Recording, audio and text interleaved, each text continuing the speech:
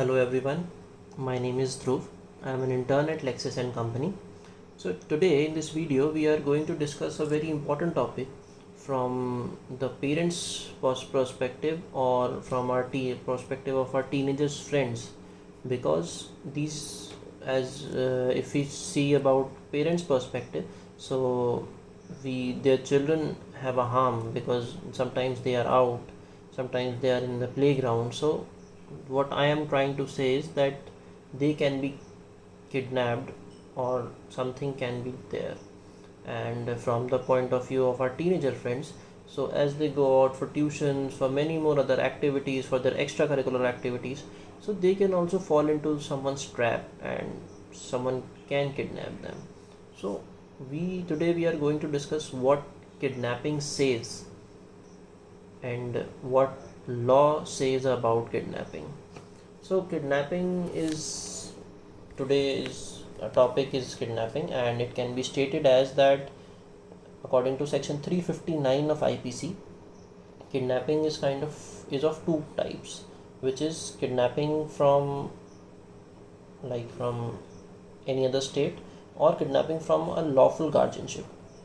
Now we will see that kidnapping from India what says. So it says that whoever conveys any person beyond the limit of India without the consent of that person or of some legally authorized to consent on the behalf of that person is said to kidnap the person from India.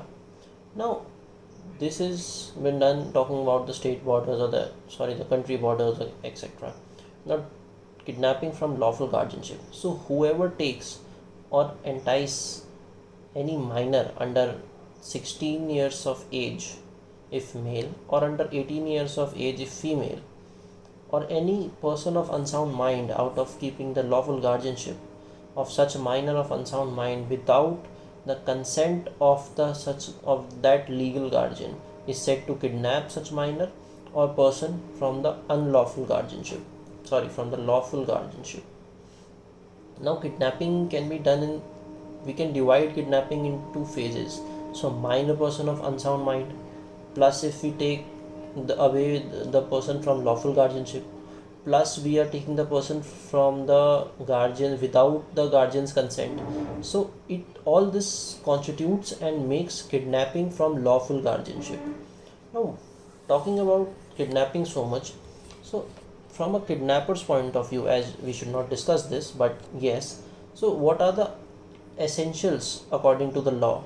So it takes that taking or enticing, the word takes means to cause to go, to escort, or to get into possession with or without the use of force. Now the word entice here involves an idea of inducement by exciting hopes or desires in the other.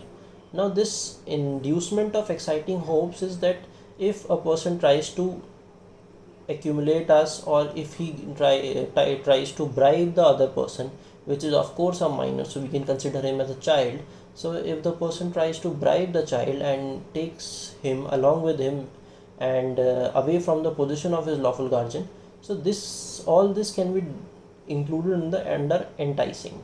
Now the mental attitude of the minor is relevant in enticing, as I just said. So that is, the act of enticing shall not be complete unless the minor attempts to do a thing which he or she should not have done or otherwise.